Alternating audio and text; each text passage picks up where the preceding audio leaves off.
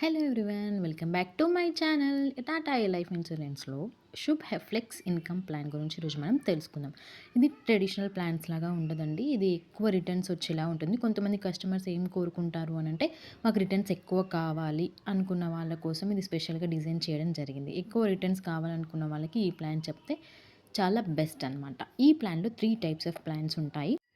Endowment, early income, deferred income అనమాట. Traditional ప్లాన్స్తో compare చేస్తే మనకి ఎక్కువ రిటర్న్స్ వస్తాయి. ఫర్ ఎగ్జాంపుల్ గ్రిప్ తీసుకుంటే అందులో తక్కువ రిటర్న్స్ వస్తాయి. ఈ ప్లాన్లో షుప్ ఫ్లెక్సీ ఇన్కమ్ ప్లాన్లో ఎందుకు రిటర్న్స్ ఎక్కువగా ఉంటాయి అని అంటే 30% ఈక్విటీ ఇన్వెస్ట్లో ఉంటుంది, 70% అనేది డిబెట్లో ఉంటుంది. ఎండోమెంట్ ఆప్షన్లో ఎక్కువ రిటర్న్స్ రావడానికి స్కోప్ ఉంటుంది. ఎర్లీ ఇన్కమ్ అంటే ఏంటంటే మనం అమౌంట్ డిపాజిట్ చేసిన తర్వాత కానీ నెక్స్ట్ రినివల్ అప్పుడు కానీ లేదా రినివల్ నుండి మనం పేమెంట్ చేసిన 2 ఆర్ 3 డేస్ వర్కింగ్ డేస్లో ఇన్కమ్ వచ్చేలా తీసుకోవచ్చు. పాలసీ యానివర్సరీ అప్పుడు కానీ మనం ప్రీమియం పే చేశాక రెన్యువల్ వస్తుంది కదా, అప్పుడు మనకి ఇన్కమ్ వచ్చేలా కూడా ప్లాన్ చేసుకోవచ్చు. Special date with original cash bonus అంటే యానివర్సరీ తర్వాత వచ్చేది క్యాష్ బోనస్ అంటారనమాట. ఈ ఒరిజినల్ క్యాష్ బోనస్ని కిడ్స్ బర్త్డేకి కానీ మ్యారేజ్ యానివర్సరీకి కానీ పాలసీ తీసుకున్న పర్సన్ వాళ్ళకి గిఫ్ట్గా వచ్చేలా డేట్ని సెలెక్ట్ చేసుకోవచ్చు. ఆ రోజు మనకి ఇన్కమ్ వస్తుంది. Income in advance policy issue అయిన తర్వాత 48 అవర్స్ నుండి 3 డేస్లో మనకి బోనస్ రావడం జరుగుతుంది. Special date with discounted cash bonus. ఇది సేమ్ ఇన్కమ్ ఇన్ అడ్వాన్స్ లాగానే, కాకపోతే ఇక్కడ స్పెషల్ డేట్ అని ఉంటుంది కాబట్టి మనం ఒక డేట్ని మనం సెలెక్ట్ చేసుకుంటే ఆ డేట్ రోజు మనకు అమౌంట్ అనేది వస్తుంది. ఈ 4 ఆప్షన్స్ ఉంటాయి ఎర్లీ ఇన్కమ్లో. డిఫర్డ్ ఇన్కమ్ అంటే మనకి నార్మల్ ప్లాన్స్ లాగానే 12 ప్రీమియమ్స్ పే చేసేలాగా ఉంటుంది. Minimum premium pay term 5 years ఉంటుంది, మ్యాక్సిమం ఏమో 12 ఇయర్స్ ఉంటుంది.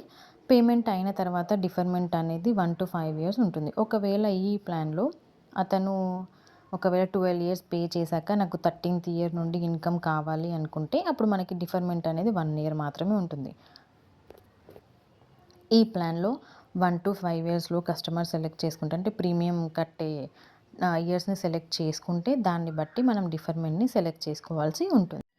ఈ ప్లాన్లో మనకి కవర్ కంటిన్యూస్ బెనిఫిట్ రైడర్ అనేది ఉంటుంది. అదే ఇప్పుడు మనం గ్రిప్లో చూసుకున్నట్టయితే బీపీఆర్ రైడర్ ఎలా ఉంటుందో దీనిలో సీసీబీ అంటే కవర్ కంటిన్యూస్ బెనిఫిట్ రైడర్ అనేది ఉంటుంది.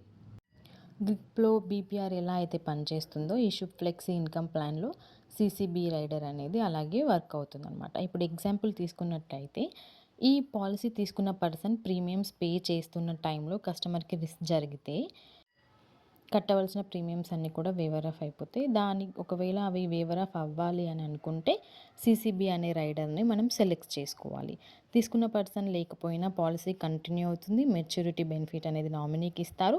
డిఫర్డ్ ఇన్కమ్ అనేది ఆప్షన్ పెట్టుకుంటే ఆ ఇన్కమ్ కూడా నామినీకి వస్తుంది. ఈ ప్లాన్ యొక్క గైడ్లైన్స్ ఎలా ఉంటాయి అంటే అన్ని నార్మల్ సేవింగ్ ప్లాన్స్లో ఎలాగైతే టర్మ్స్ అండ్ కండిషన్స్ ఉంటాయో అవన్నీ వీటికి అప్లికేబుల్ అయిపోతాయి. ఇందులో కాంబో ప్లాన్ అనే ఆప్షన్ కూడా ఉంటుంది. అంటే endowment plus early income plus deferment income అనేది 3 పెట్టుకోవచ్చు. లేదు only endowment plus early income అయినా పెట్టుకోవచ్చు, early income plus deferred income అయినా పెట్టుకోవచ్చు, లేదు అంటే డిఫర్డ్ ఇన్కమ్ ప్లస్ ఎండోమెంట్ అనేది ఏదైనా మనం ఆప్షన్ లాగా మనం సెలెక్ట్ చేసుకోవచ్చు. అంటే కస్టమర్ సెలెక్ట్ చేసుకునేలాగా ఇచ్చారనమాట. ఇప్పటివరకు ఏ ప్లాన్లో కూడా ఈ 3 ప్లాన్స్ని బేస్ చేసుకొని ఒక పాలసీగా తీసుకోవడం అనేది లేదు. ఓన్లీ ఈ షుప్ ఫ్లెక్సీ ప్లాన్లో మాత్రమే ఈ 3 పెట్టుకునే ఆప్షన్ని ఇవ్వడం జరిగింది. ఎర్లీ ఇన్కమ్ అంటే ఒక్కో ప్లాన్లో ఎండోమెంట్ అని, లేకపోతే ఇంకో ప్లాన్లో ఓన్లీ డిఫర్డ్ అని, ఇంకో దానిలో మనకి ఎర్లీ ఇన్కమ్ అలా మాత్రమే పెట్టుకోవడానికి స్కోప్ ఉంటుంది. కానీ ఈ షుప్ ఫ్లెక్సీ ఇన్కమ్ ప్లాన్లో మాత్రం ఈ 3 ఆప్షన్స్ని మనం సెలెక్ట్ చేసుకోవచ్చు. ఈ ప్లాన్ సెల్ఫ్గా తీసుకున్న కిడ్స్ మీద కూడా తీసుకోవచ్చు, సెల్ఫ్గా తీసుకోవచ్చు. ఒకవేళ కిడ్స్ నేమ్ మీద తీసుకుంటే ప్రీమియం పే చేసే పర్సన్కి ఒకవేళ రిస్క్ అయిందనుకుందాం, రిస్క్ అయితే ప్రీమియమ్స్ అన్నీ కూడా వేవర్ ఆఫ్ అయిపోతాయి. మిగిలిన బెనిఫిట్స్ అన్నీ కూడా కస్టమర్కి యాజ్ యూజువల్గా ఇవ్వడం జరుగుతుంది. ఒకవేళ సెల్ఫ్గా తీసుకొని అతను సీసీబీ అంటే కవర్ కంటిన్యూస్ బెనిఫిట్ రైడర్ అనేది సెలెక్ట్ చేసుకుంటే ఒకవేళ తీసుకున్న పర్సన్ రిస్క్ అయ్యాడు, ఆ నామినీకి మనకి డెత్ అయిన బెనిఫిట్ ఇస్తారు. అలాగే వేవర్ ఆఫ్ అయిపోతాయి అన్ని ప్రీమియమ్స్ అన్నీ, మెచ్యూరిటీ బెనిఫిట్ కూడా ఇస్తారనమాట. ఈ షిప్‌ఫ్లెక్స్ ఇన్‌కమ్ ప్లాన్ అనేది మనం 10థ్ చేసిన వాళ్ళకి గూడా ఇవ్వచ్చు. ఇది అప్ టు 100 ఇయర్స్ వరకు గూడా మనం పెట్టుకోవచ్చు. ఈ ప్లాన్ తీసుకున్న పర్సన్ డెత్ అయితే పాలిసీ టర్మ్ 100 ఇయర్స్ పెట్టుకున్నాడు అతను అనుకుందాము.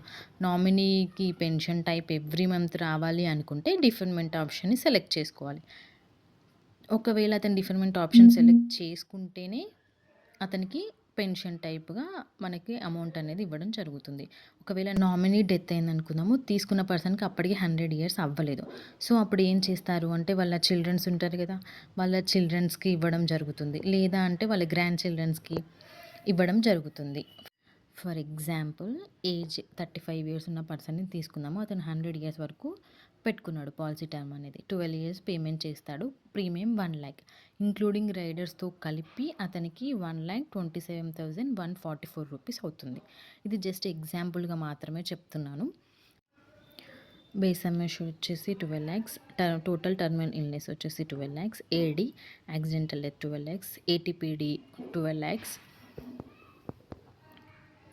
ఈ కేస్‌లో కస్టమర్ 1,00,000 ఎవ్రీ ఇయర్ పే చేస్తాడు. అతను ఇన్‌కమ్ ఇన్ అడ్వాన్స్ అనేది సెలెక్ట్ చేసుకుంటే పాలసీ తీసుకున్న తర్వాత 2 డేస్‌లో within 2 days or 3 days any working డేస్‌లో అతనికి పాలసీ ఇష్యూ అయ్యాక 2-3 వర్కింగ్ డేస్‌లో అతనికి 36,800 అనేది అకౌంట్‌లో పడుతుంది. ఇది ఎగ్జాంపుల్ మాత్రమే. అందరికీ ఇంతే పడుతుందని మాత్రం చెప్పలేను. ఎందుకంటే ఏజ్ పెరుగుతున్న కొద్దీ మనకక్కడ ప్రీమియం అనేది వేరే వస్తుంది. మళ్ళీ ఇక్కడ ఇన్కమ్ అనేది కూడా వేరే రావడం జరుగుతుంది. అలాగే అతను 12 ఇయర్స్ పే చేశాడు.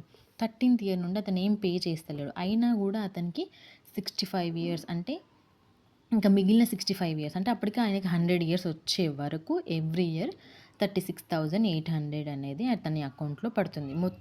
23,92,100 అనేది వస్తుంది. ఇప్పుడు అతనికి తీసుకున్న పర్సన్‌కి 100 ఇయర్స్ అయింది. అతనికి మెచ్యూరిటీ బెనిఫిట్ ఎంత వస్తుందంటే 1,56,74,140 అనేది వస్తుంది.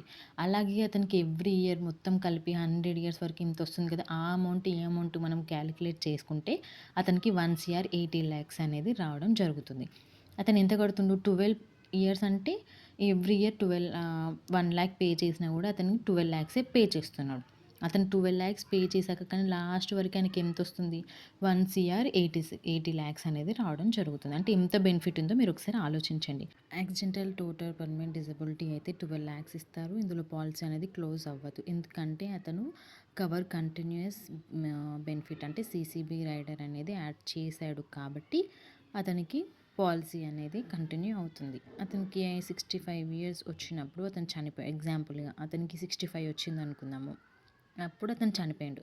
అప్పుడు 24,00,000 ఇస్తారు. అలాగే పాలసీ క్లోజ్ అనేది అవ్వదు. నామినీకి ఎవ్రీ ఇయర్ మళ్ళీ అతను ఉన్నా లేకపోయినా కూడా 36,800 అనేది వస్తుంది. అతనికి ఒకవేళ తీసుకున్న ఆ నామినీ కూడా 15థ్ ఇయర్ తీసుకున్న పర్సన్ చనిపోయాక 15థ్ ఇయర్‌కే ఆమె చనిపోయిందనుకుందాము. అప్పుడు వాళ్ళ కిడ్స్‌కి ఇన్‌కమ్ వస్తుంది. ఫైనల్‌గా 100థ్ ఇయర్ వరకు తీసుకున్న పర్సన్ యొక్క మనవళ్ళున్నా, మనవరాళ్ళున్నా ఎవ్వరికైనా ఒకరికి వాళ్ళకి మెచ్యూరిటీ బెనిఫిట్ అనేది ఇవ్వడం జరుగుతుంది. అంటే ఇది 3 జనరేషన్ ప్లాన్ అనమాట. ఇప్పుడు ఇన్వెస్ట్ చేయడం అనంటే ఓన్లీ మనం ల్యాండ్‌లో గానీ, గోల్డ్‌లో కాకుండా ఇలా పాలిసీ, ఇన్సూరెన్స్‌లో కూడా మనం ఇన్వెస్ట్ చేయొచ్చు. ఎందుకనంటే షుక్ ఫ్లెక్సీ ప్లాన్ అనేది చాలా బావుంటుంది. Thank you.